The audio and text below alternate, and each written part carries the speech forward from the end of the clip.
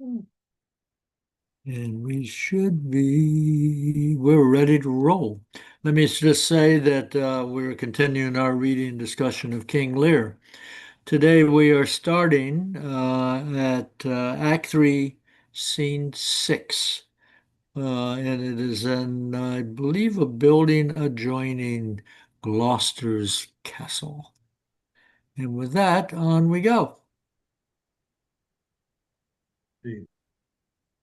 Here is better than open air. Take it thankfully.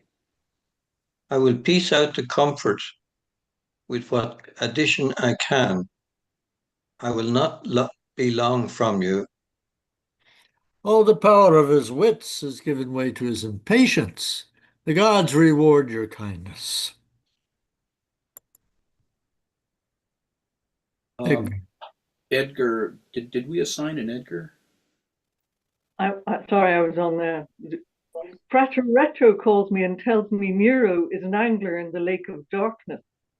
Pray, innocent, and beware the foul fiend.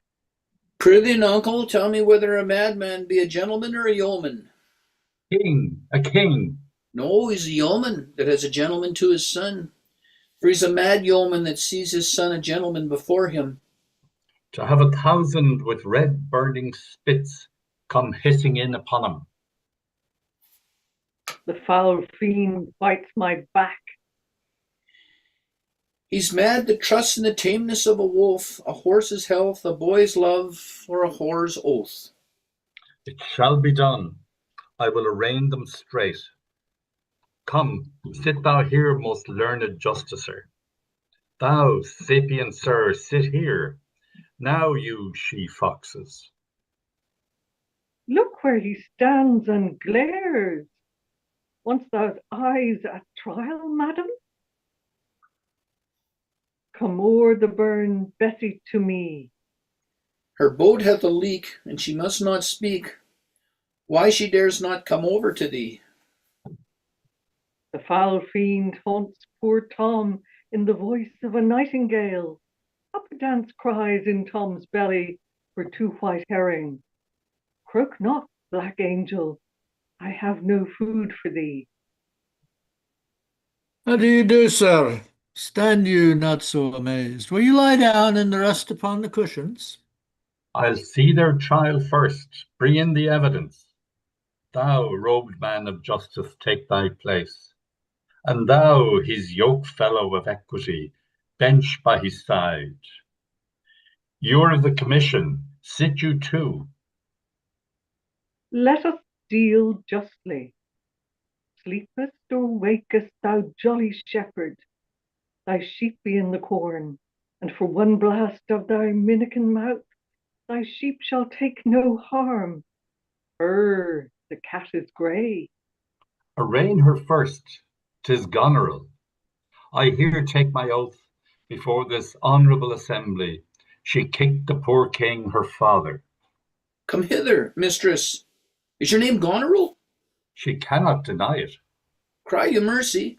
I took you for a joint stool. And here's another, whose warped looks proclaim what store her heart is made on. Stop her there. Arms, arms, sword, fire, corruption in the place. False justicer, why hast thou let her scape? Bless thy 5 wits. Oh, pity, sir, where is patience now that you so oft have boasted to retain? My tears begin to take his part so much. They mar my counterfeiting. The little dogs and all, Tray, Blanche, and Sweetheart, see they bark at me. Tom will throw his head at them. Avaunt you, curs! Be thy mouth or black or white, tooth that poisons if it bite. Mastiff, greyhound, mongrel, grim, hound or spaniel, brack or lin, bobtail, tyke or trundle, Tom will make him weep and wail. For with the throwing thus my head, dogs leapt the hatch and all are fled. So dee dee dee dee cessa. Come march to wakes and fairs and market towns. Poor Tom, thy horn is dry. Then let them anatomize Regan. See what breathes about her heart. Is there any cause in nature that makes these hard hearts? You, sir, I entertain from one of my 100, only I do not like the fashion of your garments. You will say they are Persian attire, but let them be changed. Now, good my lord, lie here and rest a while. Make no noise, make no noise. Draw the curtains. So, so, so. We'll go to supper in the morning. And I'll So, go to, so, so. and I'll go to bed at noon. And where is the king, my master? Yes, sir, but trouble him not, his wits are gone. Good friend, I prithee, take him in thy arms. I have o'erheard a plot of death upon him.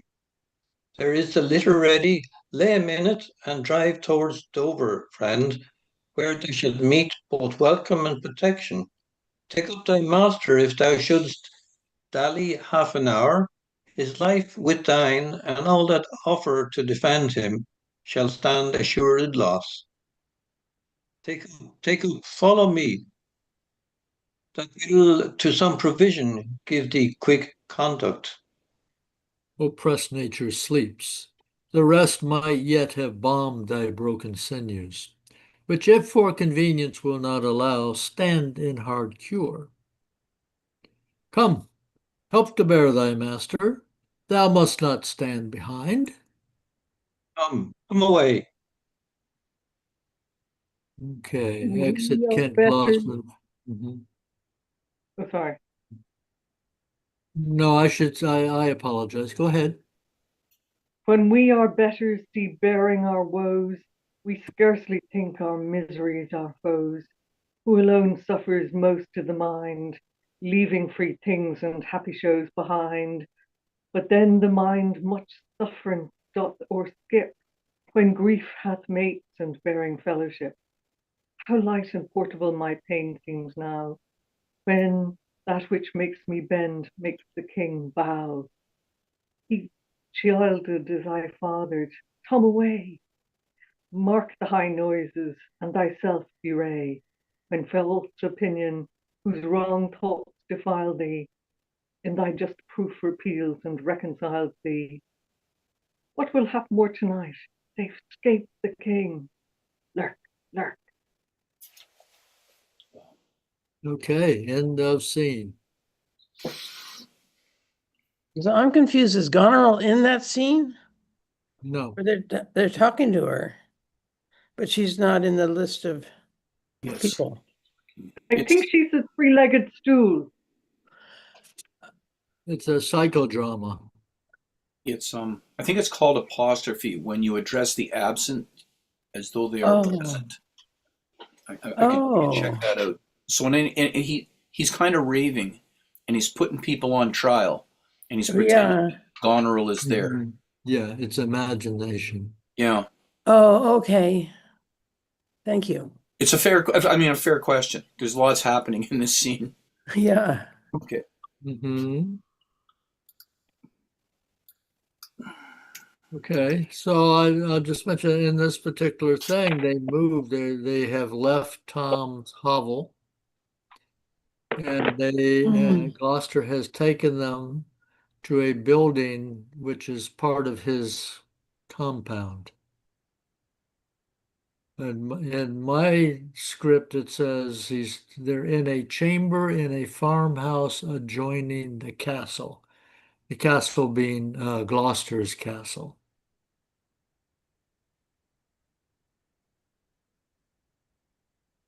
I have that same stage direction in square brackets.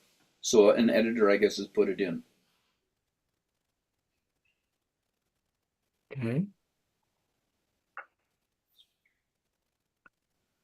So they're all there, and they brought Tom or Edgar with them. Hmm.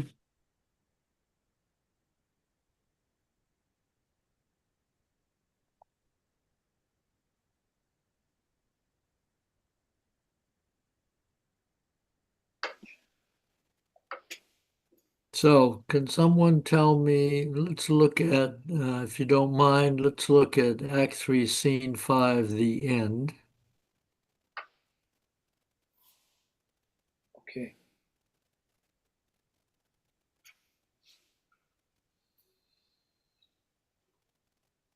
Which is a room in Gloucester's castle. Right. Okay, so actually then we want to go,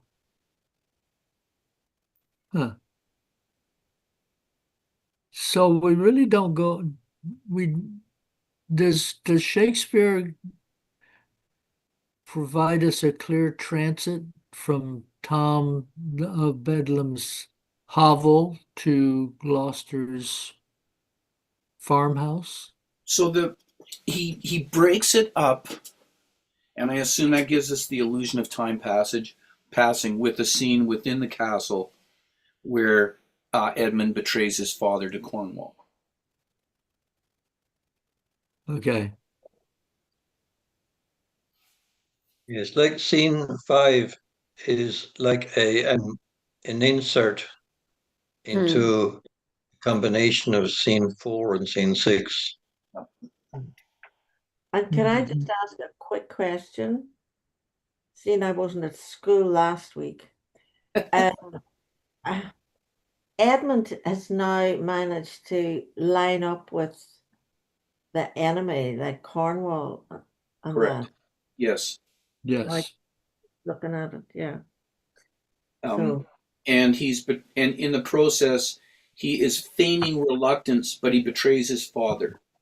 And as such, Cornwall says that because of this, he's going to give Edmund the title Earl of Gloucester. So take it from his father and give it to him. Hmm. And this is a lot of presumption on Cornwall's part,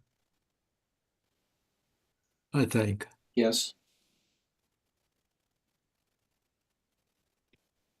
Right, because there's two daughters and they've got equal shares. Right. So Cornwall is really taking the bull by the horns. He's anointing Edmund. Well, he is anointing Edmund, but I think even something else is he's anointed himself. Hmm. So this is just a short little, as you said, Dave, a little insert here. So we're getting a little bit of information on the enemy. Well, depending on what side you're on, but this is the enemy here. So and it kind of sets up what's going to happen to Gloucester down the line. Mhm. Not really spoiling anything. Yeah. There's a lot of information that is conveyed in this little short scene. Mm. Among them being that Cornwall has decided to treat Gloucester's um, leaving his castle to go find Lear as being a traitor.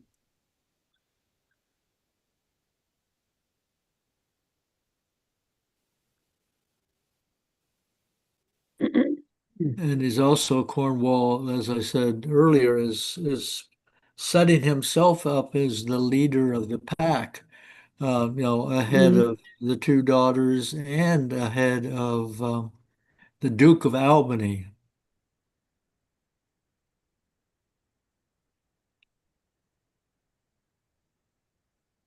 Who is Goneril's husband.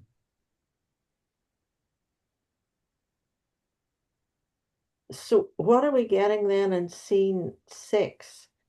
I mean, I just feel that there's much more softness and empathy in In scene 6? it. Yeah. Mhm. And to use a Star Wars reference that I used, this one's for you, Arla. To use a Star Wars reference that I used in our last discussion, I mean, we're starting to see, like in Star Wars, it's the Return of the Jedi. here we're starting to see the return of the human beings, the return of humanity, because what we're starting to get, like until scene, I guess it was 4, we're seeing really the really crappy side of people.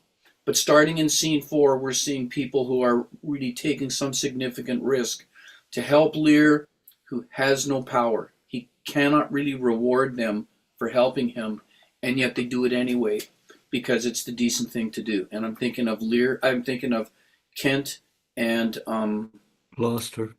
Kent and Gloucester. Thanks, Duncan. Yeah, and Gloucester's putting himself because Kent's told you get out of Dodge, and if you come back, you're in like big time trouble. I think it's on pain of death. You can check it. And Gloucester knows that he's taking his own life in he's taking his life in his hands to go help Lear. He's been told not to. Mm-hmm. Mm-hmm. And I mean, there's this to me, Sylvia. Just to kind of follow up on your point, like there's this huge mystery. So like, why are these people doing it? And it's like, here's from the Second World War geek. It's like these people who hid Jews. I admire them so much, but I'm not sure I could have done it because the consequences of being caught doing so were so severe. And so like you just have these cases where people disregard the consequences to do the right thing. Mm-hmm. And it's a miracle to me because I'm not sure I could do that. I'm too much of a scaredy cat, I think. All right. Well, I won't hand you the secrets then, Dave. And this is a male energy as well, which is even more striking. Can you elaborate on that? No, it's just that this is a scene with the man. They're all, they're big, they're powerful characters or former powerful characters in their own right. Right. And here you get this, what I was calling empathy and kindness in this. Yeah. Mm-hmm. Yeah, that's true. I'm thinking this through. So you're saying that there's a certain nurturing that happens here, which we don't take traditionally as a male characteristic. Well, I'm just throwing that in. Yeah. Okay. Yeah. A tenderness among men.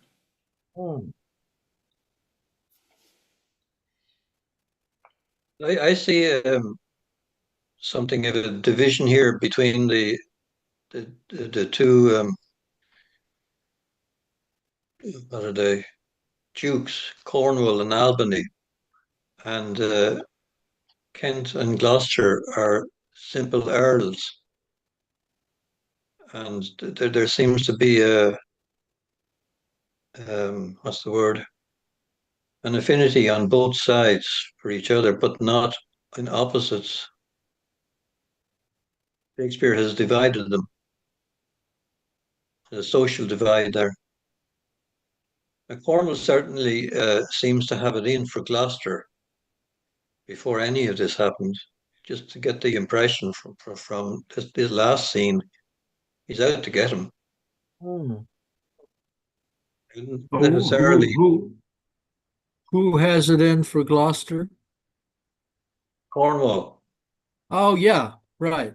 Yeah, Cornwall thinks that Gloucester should have obeyed his command, which is not to give any aid or comfort to Lear. Yes. And the fact that Gloucester snuck out of the castle to go do that, Cornwall interprets as treason, of which he plans to kill or to do something very bad to Gloucester. Well, let me bring this up. I will say that a big divide is the fact that in the case of Goneril, Regan, Albany, and Cornwell, that they're not united at all, except in wanting to get rid of Lear. But they're actually warring or going to war against each other. Whereas on the side of Gloucester and Kent and the Fool and Edgar, they're united in their support for Lear. And they're not trying to grab anything for themselves, as far as I can tell. That's true. Right. I would just make one sort of slight variation to what you said, Duncan.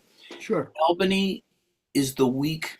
Sorry, Albany is the weak link among those four, because if you recall earlier on, he's asked Goneril to just take a step back and think about what she's doing. Yeah. Don't get too carried away in your Yeah. persecution of your father. Mm-hmm. I agree with you on that. Yeah. And you could throw Edmund actually into that group too, because he's he gets pretty thick with them. But Albany, I think, would be the kind of the waverer there. That would be something towards what Sylvia was saying of the softness, where he is beginning to look after his wife. Right. She's heading headlong into a storm herself. Yeah. Right. Okay.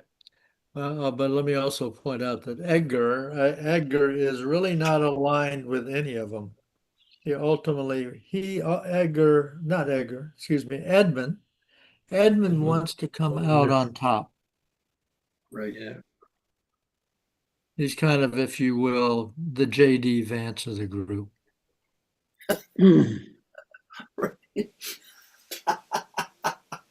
Oh, are you referring to his last aside? So that aside that he does at the end of Act 5. Let me go there. So If I there's 6. if I find him, His aside, if I find him comforting the king, it will stuff his suspicion more fully. Well, it is connected in the sense that Edmund is hoping to find his father Gloucester comforting the king so he can tell Cornwall. Yes. And that will convince Cornwall even more that Edmund is his loyal subject, when in fact Edmund is nobody's loyal subject. Edmund wants to get rid of them all and be the king. but he's played everybody. He's He's played. playing everybody. Yeah, he is the ultimate, um, he's Trump before president. No, he just plays the whole. Yeah. Yeah, But he has no loyalty to anything. He is a completely transactional character. but nobody can see it. We can we the audience knows it, but Only we but know it. Shakespeare continually uses that ploy. We've come across it in other things, haven't we? Where the audience they subtly know things. Maybe that happens. I'm just saying, yeah. It's a wonderful way for Shakespeare to flatter his audience Yeah, and to have his audience thinking themselves superior yeah. to Given the that, actors yeah, it's a nice because thing. we really know what's going on. Mm. You know, And then you have to wait. The suspense is you have to wait for everything, for it all to come together. yeah, Yeah, I wonder, in modern things, if you've ever been around avid television watchers, when they are in the position of Shakespeare's audience, they start yelling at the screen. Hey, it's over there! It's over there! He's the one. I wonder if they did that in the Globe Theater. But I think the audience was quite interactive, weren't they, in Shakespeare time? They were rowdy, Yeah, noisy. yeah, I think so. I don't know. We haven't got anybody to tell us what they were like. I should probably take this book off the shelf, called Play Going in the Time of Shakespeare, Ah, and see what it has to say. yeah.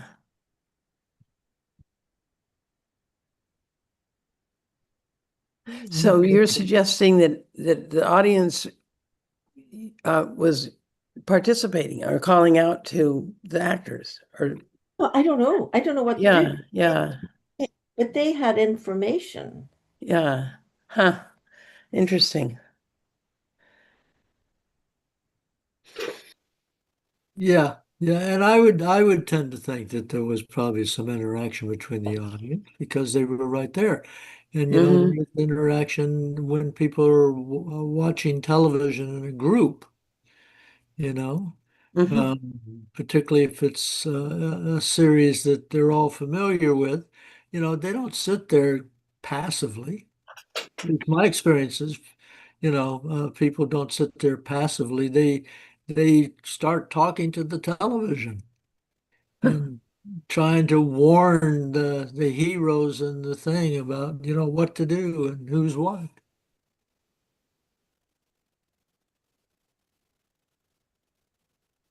Alrighty. Um,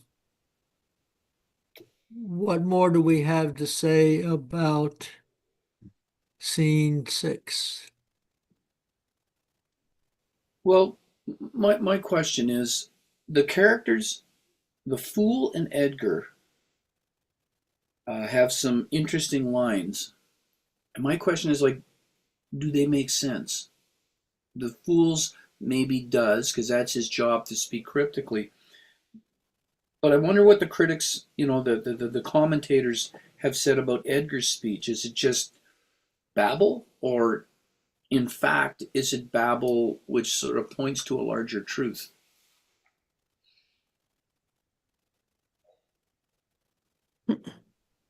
Okay. Let us see. I will refer to my Arden edition of this scene.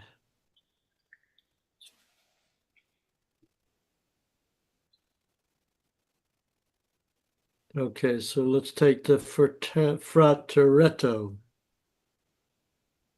So the first thing that Edgar says in this particular scene is Fraternetto calls me and tells me Nero is an angler in the lake of darkness.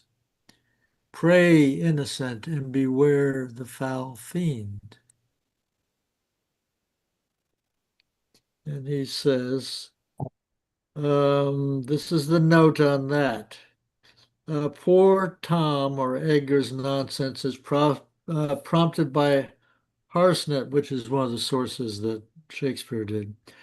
Frateretto is named as one of the devils, after whom the fiddler comes in with his tabor and pipe.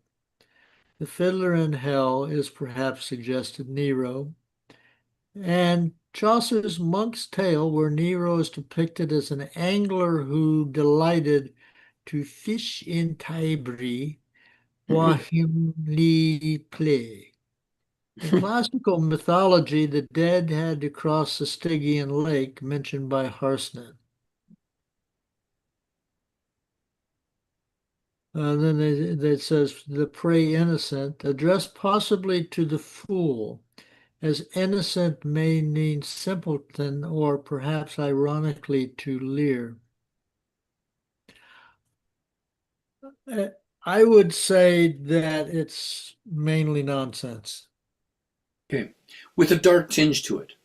with a dark tinge to it. Okay. All right. What But about his, Edgar's really not trying to be clever. He's trying to remain hidden.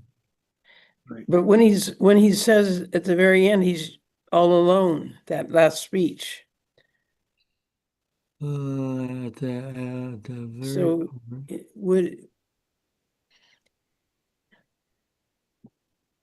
At the very end. Hold on. see, so is that him talking like a crazy person? Okay, Is that him being real? which one are you referring to? That speech, when we are better see bearing our woes, we scarcely think our miseries our foes. The very end of scene 5. Of scene 5. five, scene Oh, sorry, five. 6. Sorry. Five, okay, very end of scene. Let's see if We- mine is, see, because the end of mine is a little, oh, Edgar. When we Yeah, are better seen, bear our woes, we scarcely think our miseries are foes.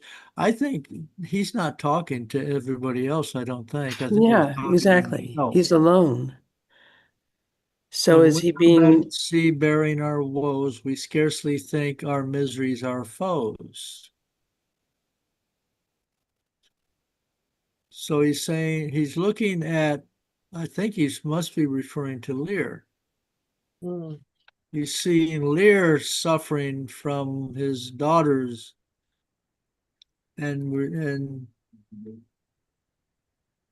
who alone suffers most in the mind, leaving free things and happy shows behind. But then the mind must sufferance doth overskip when grief hath mates in bearing fellowship.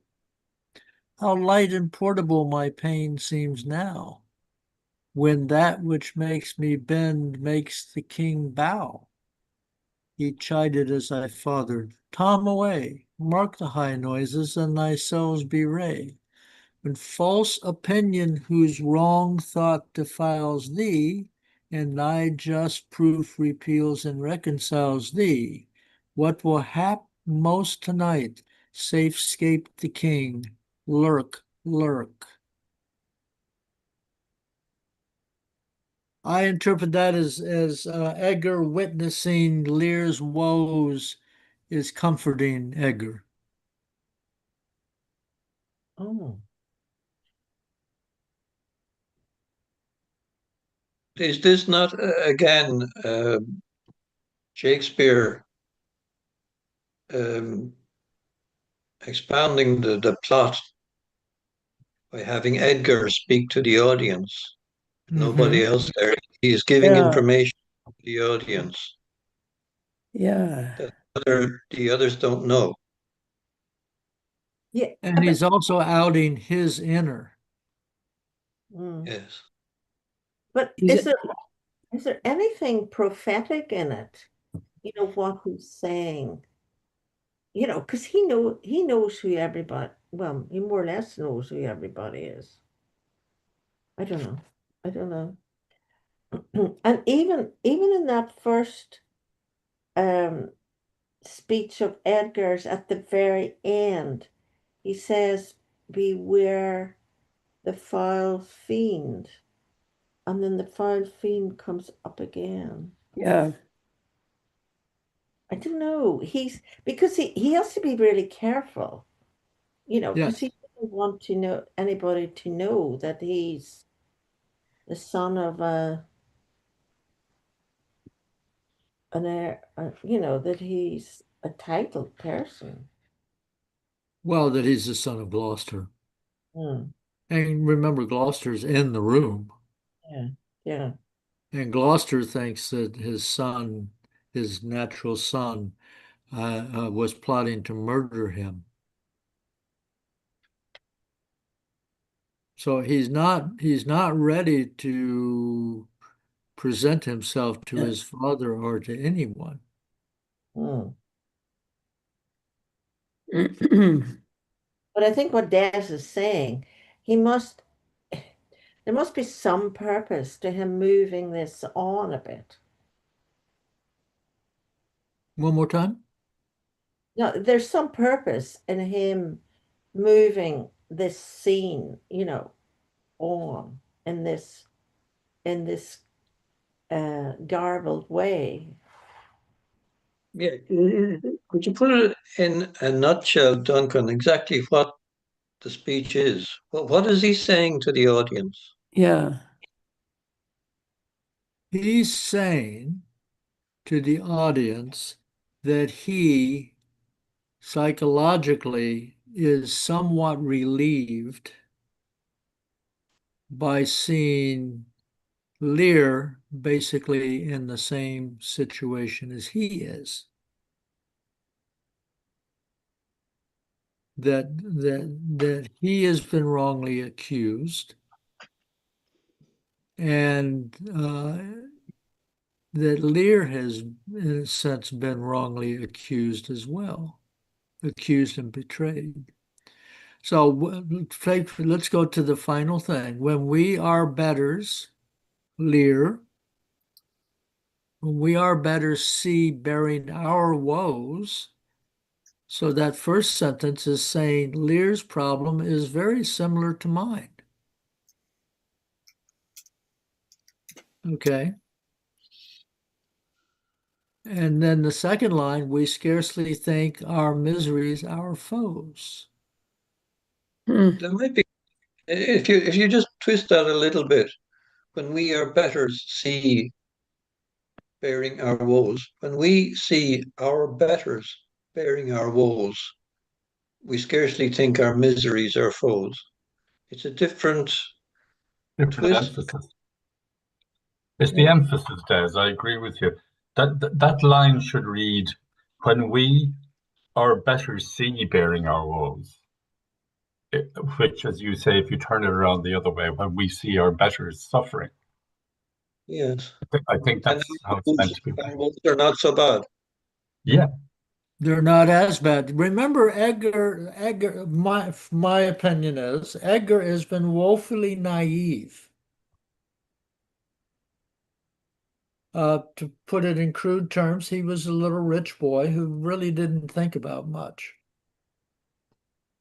And because now Edmund has put him in this terrible position to where their father thinks that Edgar was plotting to kill him, that this is kind of a waking up for Edgar,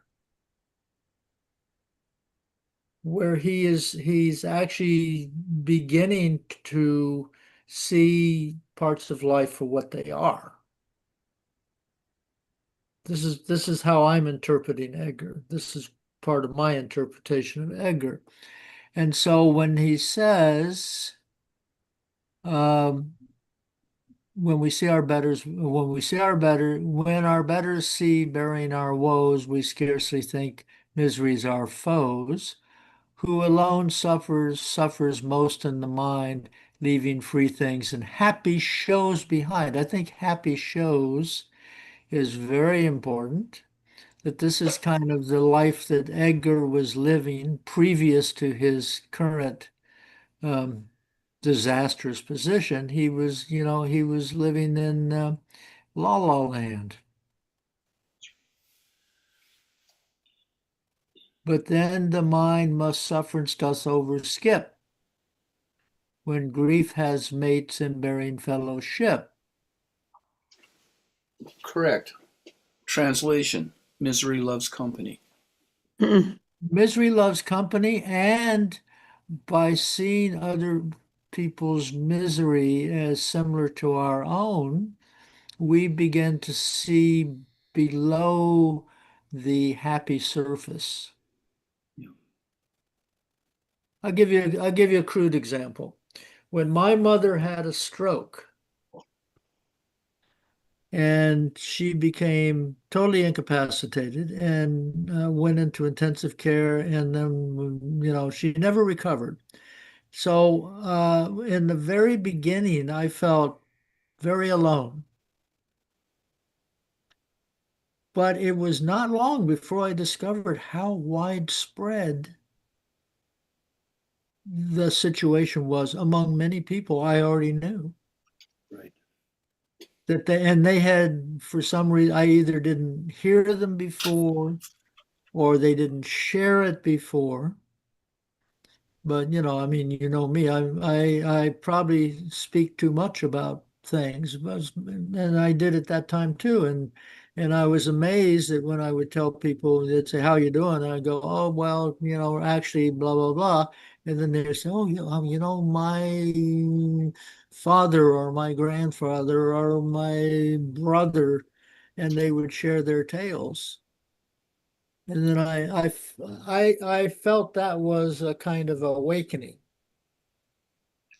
It's the which is power of probably, support groups, isn't it, Duncan? That's the huh? power of support groups. It's the power of support groups to discover that you are not alone. No. That whatever we are going through is shared by many, many people. So that's why I'm interpreting Edgar's speech as saying Edgar not only knows that there are others who are in similar situation, i.e. Lear, but that he, Edgar, is better off for becoming aware of all this stuff. The first two lines out there are the idea is repeated further on. How light and portable my pain seems now, when that which makes me bend makes the king bow. But if you take those last two lines and turn them round, when that which makes me bend makes the king bow, my pain seems light and portable now. Yeah, It's Yeah. a repeat of the first two lines yeah. of the speech. Same idea is coming through. But Yeah. I'm wondering, is this Shakespeare preaching to the audience, or is Edgar trying to tell the audience something? Excellent question. And I should say excellent unanswerable question. Because of course the privilege of being a playwright is that you can either make it something the character is saying entirely, or you can be slipping your own ideas in the character's mouth.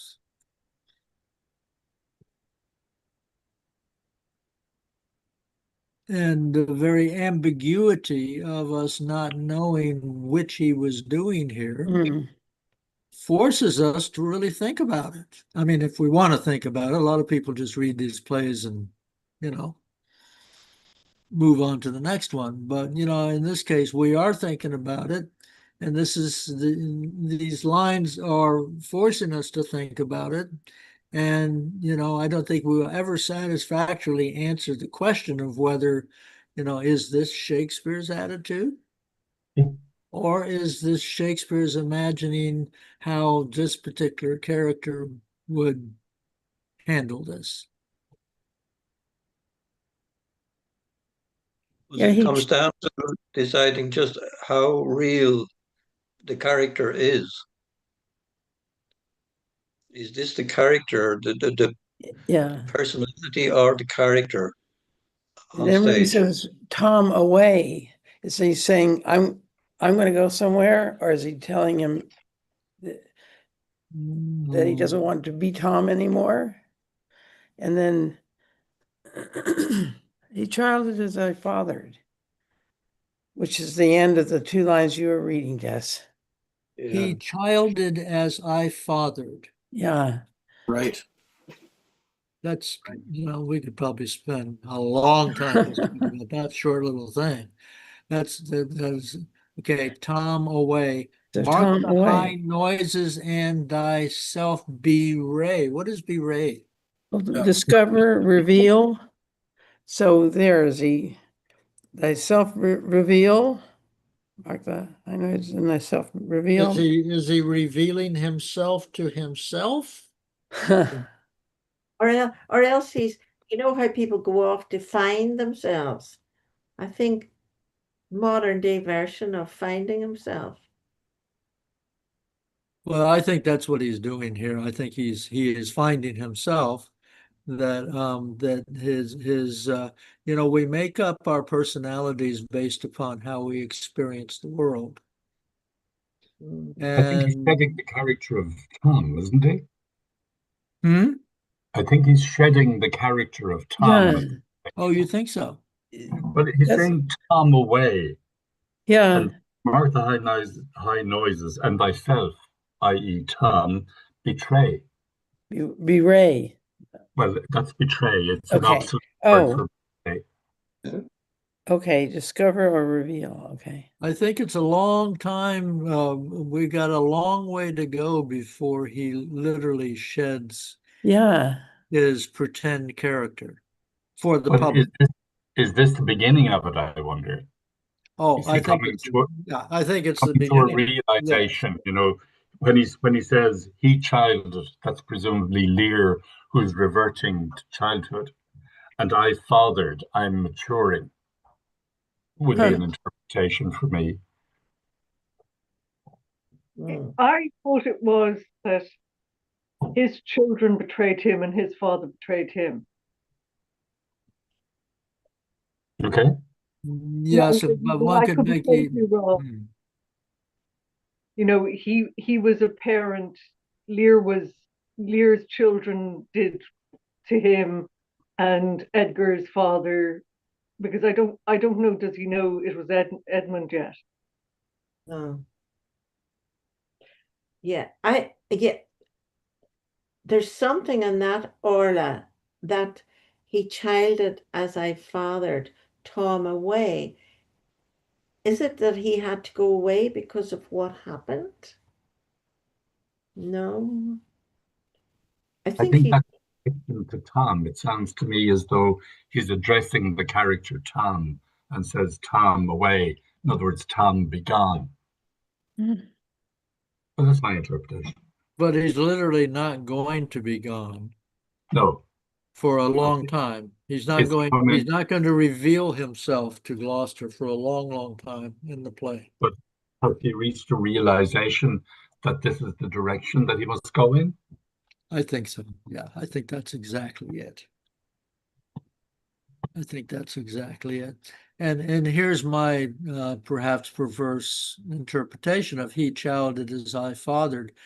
Uh, Edgar is actually going to teach his father in the end how to be a father, just as Lear, in a kind of perverse sense, is going to teach his children how to be children.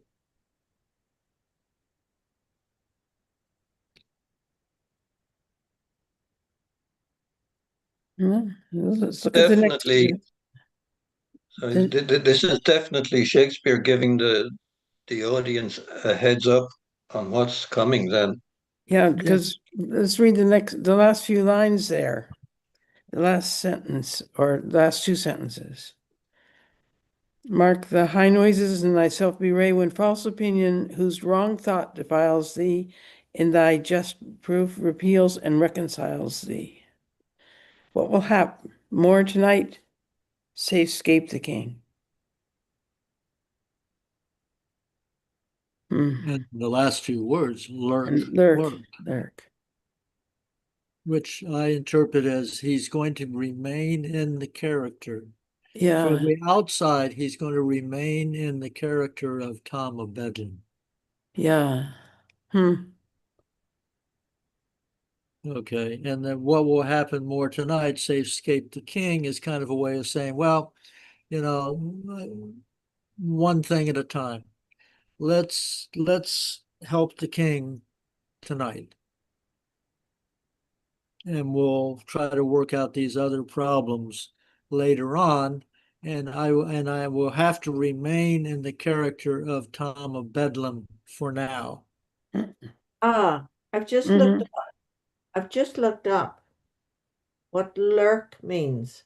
It says to be or remain hidden so as to an ambush for someone or something.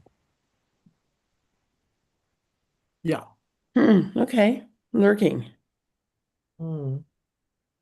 And lurk in slang means to behave so as to escape attention.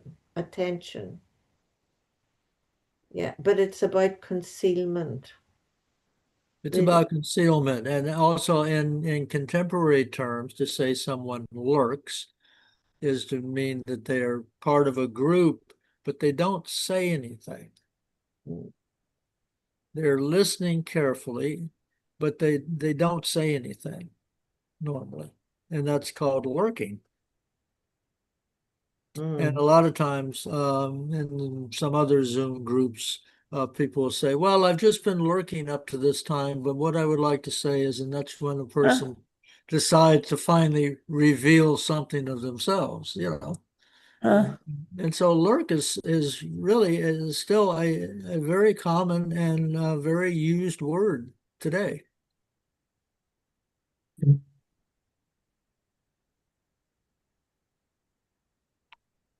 Anyway, pretty fascinating. Yeah. Or what will happen more tonight? Safe, escape the king. What else is going to happen tonight? Safe, escape the king. Now, this my glossary here for the thing says the APE escapade, breach of chastity. Wow. What is that, the What is that? definition Escape. of scape? Escapade, breach of chastity. I That think undoubtedly is one of the separate meaning. Yeah, but we're going to find out. Actually, I think we're going to find out. I read a little bit ahead because I didn't know where you all stopped. We're going to find out what actually scape means in this case, which actually Edgar doesn't even know yet. But Gloucester knows. Gloucester's got a plan, which we're going to find out, I think, in the next scene. Right.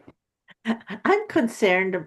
I'm concerned about Dave Little lurking because he hasn't said anything. No, I have. I have. I was But just. We kind of read. David wait closer to 8:30 to Okay. make the All speech. right. Two things, Sylvia. Since you've drawn me out on the business of feeling kind of better when you see people who are higher in the social hierarchy than you are suffering. I'll give you a modern day, more modern sort of example of that I was thinking of. So during the Second World War, Buckingham Palace got bombed by the Germans when the royal family was in it. And the censors immediately said, we're not going to put this out there. We're going to cover this up. And Churchill, whose political instincts were usually, not always, but usually pretty sound, said, absolutely not. You let people know that they got bombed. And he was right. And the Queen wanted people to know too, because she said, I now feel I can look people from, I think it's the East End, in the eye, because they'd been bombed pretty hard. And now that the royal family had been bombed, it was the same thing. But Churchill knew that it would be a morale booster for the people to know that their king and queen were sharing in their suffering. Sharing the burden. Yeah, that's exactly right. The other thing, Sylv, this is kind of unrelated that I'm thinking about is I was just looking over the scene, and Kent keeps talking about Lear's wits being snapped, and he wants to put him to rest. He wants to rest him to try to see if he can recover his wits. And Gloucester comes storming in and says, "You got to get him out of here pronto, because if you wait even half an hour, bad things are going to happen." Yes, exactly. And Kent says, "That's really a shame, because I was hoping that we could rest him to recover his wits." oh, And we're going to see that he doesn't get them back. Mm-hmm. So that's where that is the reason for my silence, Sylvia. Well, and I also mentioned, Sylvia, and this is a good example. When it seems like Dave Little is lurking, Lurking. He's usually fiddling around on the internet looking for information, I was. or he's forming his argument in some His way. brain is tick, tick, ticking. Yes, he's ticking. He is participating. We just don't see it That's the noise in the background. necessarily because he's got his head down, he's looking at the screen, he's quiet, and then all of a sudden he'll pop up either with a question or he'll put a link in the chat or he'll tell us something like the story of the royal family being bombed in Churchill. So Oh, what did you say? What did you say, Donica? You said that was the noise in the background. Yes, the tick, tick, tick that you're referring to. Mhm. Dave's brain ticking over. Yeah. We're complimenting you, Mr. Little. No, I know. Here, I'll tell you what. Here you go, Sylvia. I put something in the chat for you here. There you go. There. I think I'm not sure if everybody can see that or not, but if you get a chance to look at it, it's actually got a nice picture of the king and queen examining the damage that happened in Buckingham Palace when it was bombed. yeah. But Dave mentioned the thing about support groups, and that is actually a huge development that's just really happened in the last, 40 years. The And idea of the support group, the idea that instead of just relying on the experts to help you deal with whatever you're dealing with, right. that you actually look for other people in similar circumstances. And there is one actually, Duncan, a bit older than that too, which comes to mind, and that's Alcoholics Anonymous. Yeah, which is not that old. No, I don't know if it's 100 years old or not, but yeah, it's a wonderful support group. Yeah. Helped a lot of people. Lots of little tales in there that actually the guy, Bill W, is it? Bill W, I think so. actually got part of his inspiration from Carl Jung. I didn't know that. Yeah, he's got a very interesting history. Right. But it is true. My major at university was sociology, and I majored in sociology because I thought, this is good. This is how to discover that we're actually more alike, or there's more people like us than we would imagine if we're just feeling like an isolated individual. Right. Hmm. But isn't it fascinating that we're finding modern analogies for some of this stuff and Right. that Shakespeare is bringing up these sort of ideas. Yeah, yeah, Well, particularly, I mean, this particularly in this scene 6, and yeah.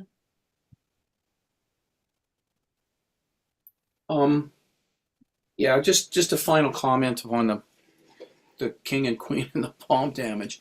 The other thing, and it ties in directly to this about seeing your betters and so forth. The queen who became the queen mother, so she became Queen Elizabeth.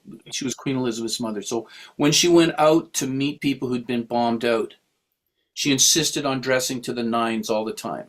And she was asked about this, like you're dressing always, you're always dressing up to go meet these people who've been bombed out, and she felt that it was a sign of respect to them, that she wasn't going to go dress down to meet them, that she was their queen, and they encountered misfortune, and she was going to meet them as their queen.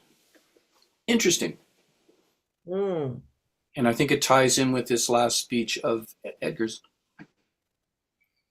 Oh, yeah, but it's interesting. We're so busy looking at that, Dave, that it's where we need Gloucester's intervention here to really just you know, to bring all the characters together. Right. Right, right. And see, what I find interesting about that is that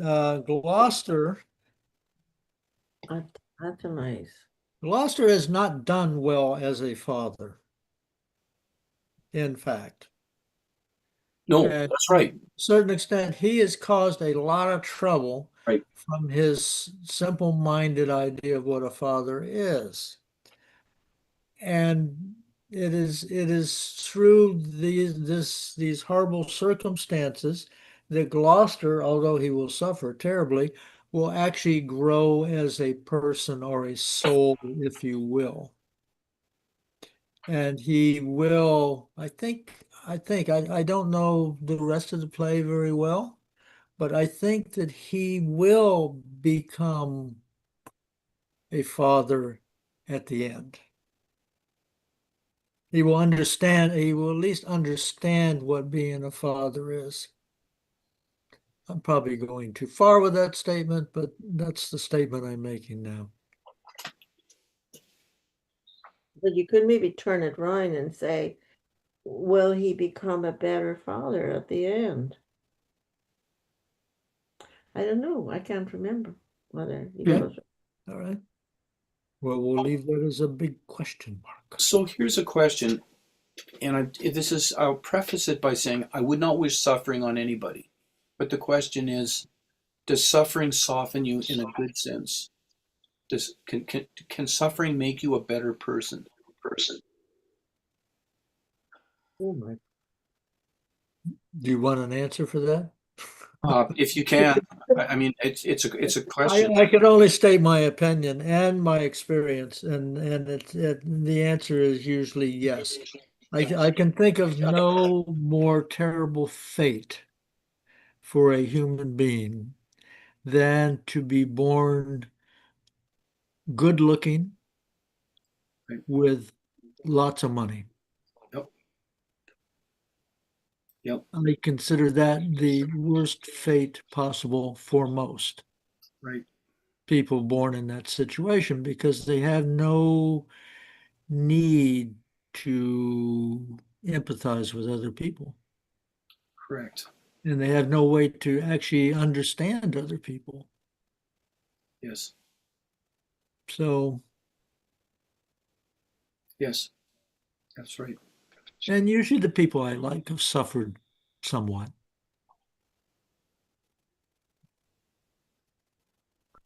I would say, Duncan, and I'm not sure how the rest of the group feels. I think this ties into the play, but they are the people I would go to first if I encountered a crisis in my own life.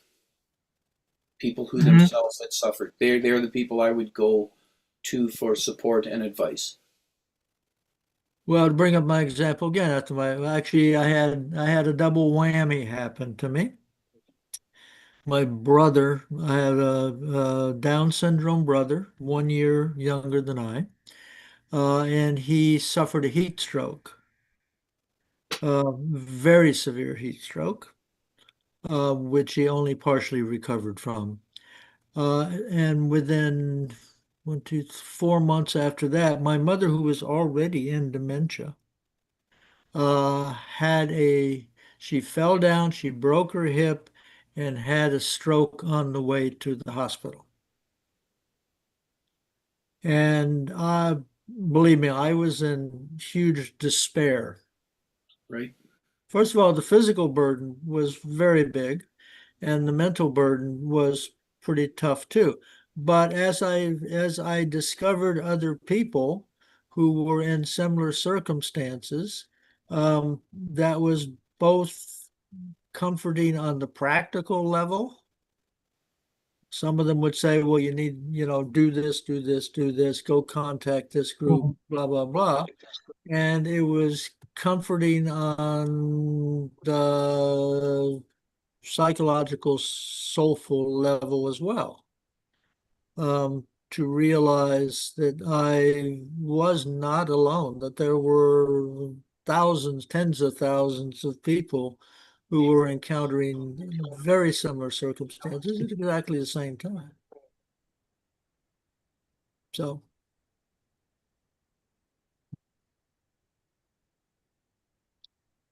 and yeah, you're absolutely right. The people to talk to when you're in trouble of some sort, particularly something new to you, is to find those people who are or have gone through similar things.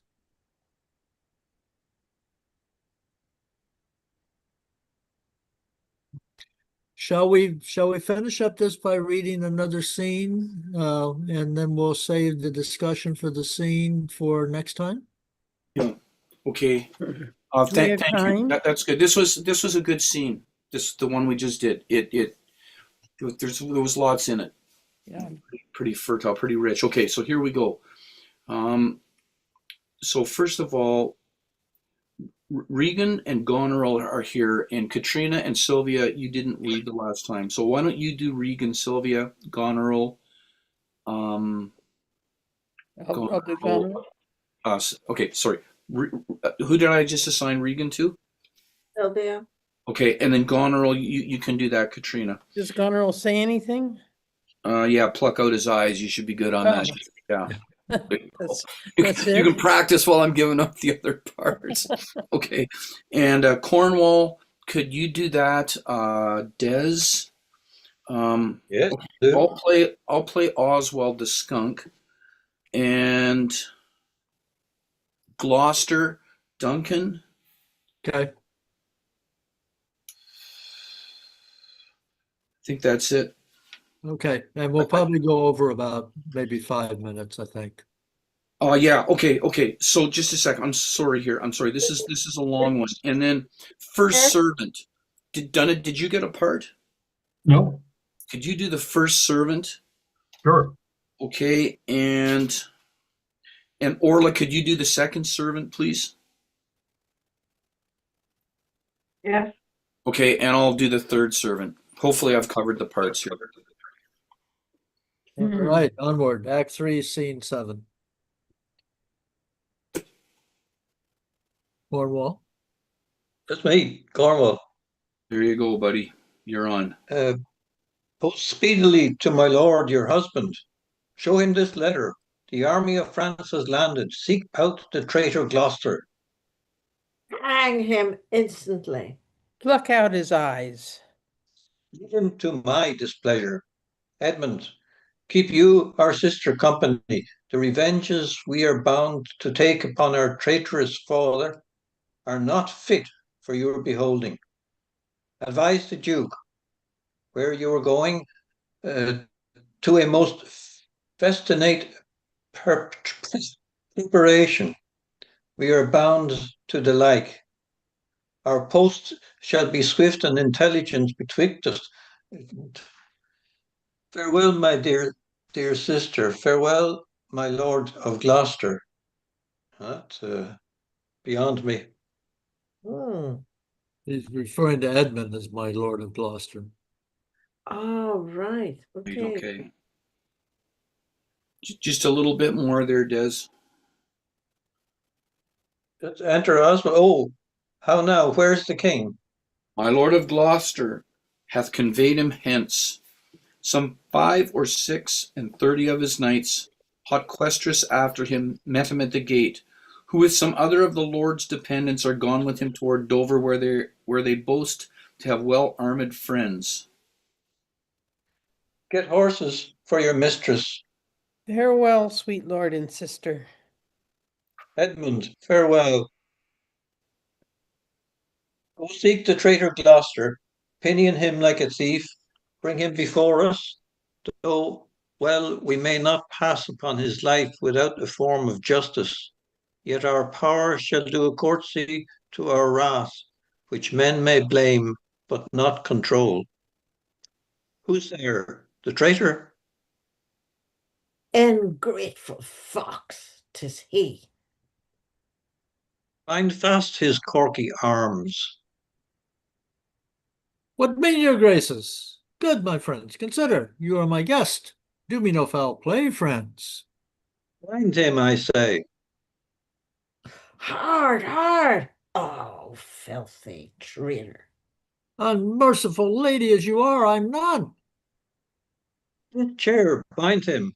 Villain, thou shalt find. By the kind gods, 'tis most ignobly done to pluck me by the beard. So white and such a traitor. Naughty lady, these hairs which thou dost ravish from my chin will quicken and accuse thee. I'm your host. Will robbers' hands my hospitable favors? You should not ruffle thus. What will you do? Come, sir, what letters had you late from France? Be simple answered, for we know the truth. What confederacy have you with the traitors, late footed in the kingdom? To whose hands have you sent the lunatic king? Speak. I have a letter guessingly set down, which came from one that's of neutral heart, and not from one opposed. King, And false. hast thou sent the king? To Dover. Wherefore to Dover? Wast thou not charged at peril? Wherefore to Dover? Let him answer that. I am tied to the stake, and I must stand the course. Wherefore to Dover? Because I would not see thy cruel nails pluck out his poor old eyes, nor thy fierce sister in his anointed flesh stick boorish fangs. The sea with such a storm as his bare head in hell-black night endured would have buoyed up and quenched the stelled fires. Yet poor old heart he hoped the heavens to rain. If wolves had at thy gate howled that dern time, thou should have said, Good porter, turn the key. All cruels else subscribe, but I would see the winged vengeance overtake such children. Shalt, seest thou shalt. Fellows, hold the chair. Upon these eyes of thine I set my foot. He that will think to live till he is old, give me some help, oh cruel, oh ye gods! Ah! One side shall mock the other. 'Tis other too. You see vengeance. Hold your hand, my lord. I have served you ever since I was a child, but better service have I never done you than now to bid you hold. Hi now, you dog. If you did wear a beard upon your chin, I'd shake it on this quarrel. What do you mean? My villain? Nay, then, come on and take the chance of anger. Give me your sword. A peasant stand up thus. Oh, I am slain. My lord, you have one eye left to see some mischief upon him. Oh, Did see more? Prevent it. Out, vile jelly. Where is thy lustre now? All dark and comfortless. Where's my son Edmund? Edmund, enkindle all the sparks of nature to quit this horrid act. Where am I? Regan. Where am I? Oh, I'll- treacherous Oh, villain. treacherous villain. Oh, out, treacherous villain. Thou callest on him that hates thee. It was he that made the overture of thy treasure, of thy treasons to us. Who is too good to pity thee? Oh, my follies! Then Edgar was abused. Kind God, forgive me that and prosper him. Go, thrust him out at gates and let him smell his way to Dover. How is it, my lord? How look you? Receive the hurt. Follow me, lady. Turn out that eyeless villain. Throw the slave upon the dunghill. Regan, I bleed apace. Untimely comes this hurt. Give me your arm. I'll never care what wickedness I do if this man come to good. If she live long and in the end meet the old course of death, women will all turn monsters. Let's follow the old earl and get the bedlam to lead him where he would. His roguish madness allows itself to anything. Go thou, I'll fetch some flax and whites of eggs to apply to his bleeding face. Now heaven help him. Ugh. What a gruesome scene. Oh, oh, yes. Lordy, lordy. Well, I think we have a few things to talk about next Dude. time. Yeah, just before we go, Donna, could I ask you, what Sure. plant is that on your T-shirt? Oh. I'm not sure. Okay. Is it a plant that we recently legalized in Canada is my No, I question. don't think it's anything that it looks more like a palm to me. I think it's a palm tree. Okay, fair Oh, enough. yes, yes. It It was looks like a purchased in the palm tree south to of me. Spain, so you wouldn't know. Okay, But, fair enough. if it developed into anything, Dave, I'll let you know. Okay, sounds good. All right, Okay. see everybody next week then. Yes, Yeah. thank you all very much. It was Thank you. Take care. quite Thank you. great to be back. Take care. Bye.